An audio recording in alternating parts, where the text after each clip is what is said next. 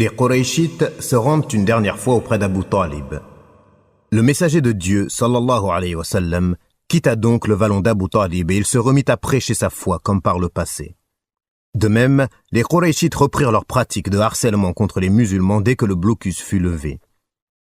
Abu Talib, le notable octogénaire, était toujours enclin à protéger son neveu, mais à cette époque, se développèrent en lui des signes de grande faiblesse à cause de la série d'événements cruellement éprouvants qu'il avait dû vivre. À peine fut-il sorti victorieux de ce boycott inhumain qu'il contracta une maladie chronique.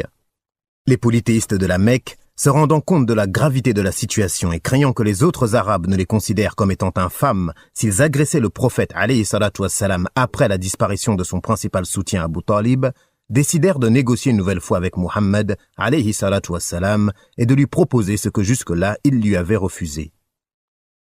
Ibn Ishaq et d'autres ont rapporté à ce propos: lorsqu'Abu Talib tomba gravement malade, les Qurayshites commencèrent à délibérer sur la situation de la cité depuis le début de la révélation et passèrent en revue les événements marquants des années précédentes, comprenant notamment la conversion de Omar et de Hamza à l'islam, ainsi que la propagation de l'islam au sein des différents clans de Quraysh.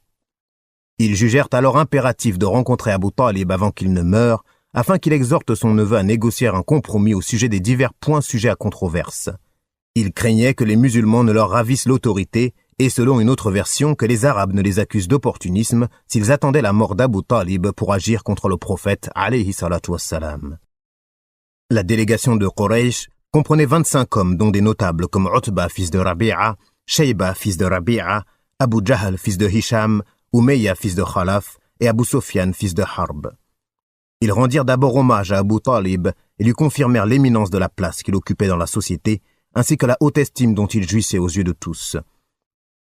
Puis ils abordèrent la question de la nouvelle politique du donnant-donnant qu'ils prétendaient vouloir mettre en place.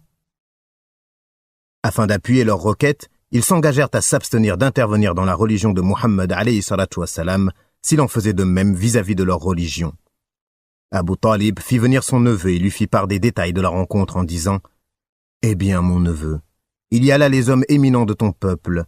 Ils ont organisé cette réunion afin de soumettre à ton jugement la politique des concessions mutuelles et de coexistence pacifique. » Le messager de Dieu, alayhi salatu wassalam, se tourna alors vers eux et leur dit: « Je vous guiderai sur une voie qui vous permettra d'obtenir la souveraineté sur les Arabes et aussi sur les non-Arabes. » D'après une autre version, le prophète alayhi salatu wassalam s'est adressé à Abu Talib dans les termes suivants: « Ô mon oncle, pourquoi ne les appelles-tu pas vers quelque chose de meilleur ?»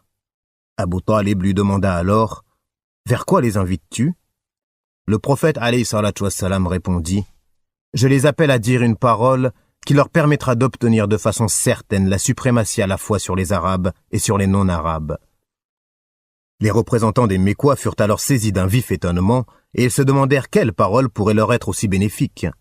Abu Jahl demanda: « Quelle est donc cette parole ? Je jure par ton père que nous t'accorderons cette parole, voire 10 de plus. » Il dit: « Attestez que nul n'est digne d'être adoré en dehors de Dieu. N'adorez rien en dehors de lui. » Ils frappèrent dans leurs mains en signe de moquerie et ils dirent: « Comment oses-tu nous demander de rassembler toutes les divinités en un Dieu unique ? C'est vraiment quelque chose d'incroyable. » Puis ils sortirent en se disant mutuellement: « Par nos divinités, cet homme ne changera jamais d'avis. Il refusera toujours toute concession. Restons donc fermement fidèles à la religion de nos aïeux jusqu'à ce que Dieu tranche entre nous. » Puis ils se dispersèrent. Concernant cet incident, Dieu révéla les versets suivants, selon le sens des versets. صاد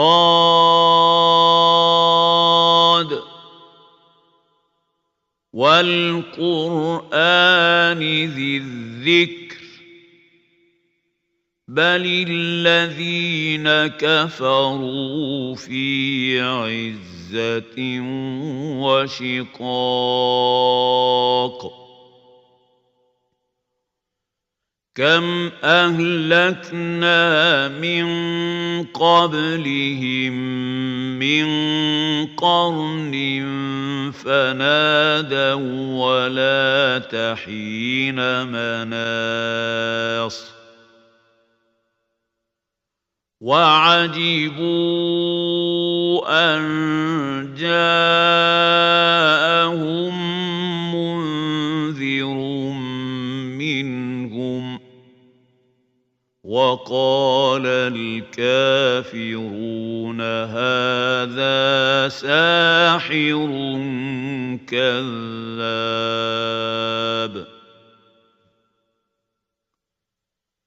أجعل الآلهة إلها واحدا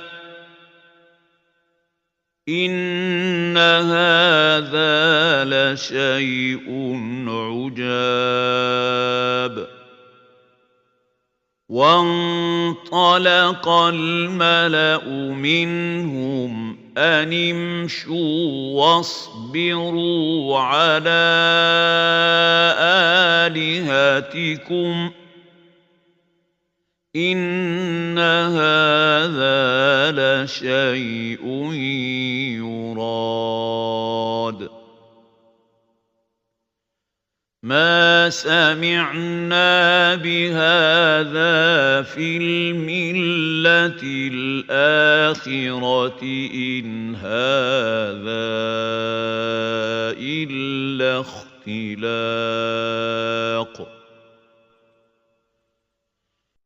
Sad, par le Coran au renom glorieux. Ceux qui ont mécru sont plutôt dans l'orgueil et le schisme. Que de générations avant eux avons-nous fait périr, qui ont crié hélas quand il n'était plus temps d'échapper. Et ils, les Mécois, s'étonnèrent qu'un avertissement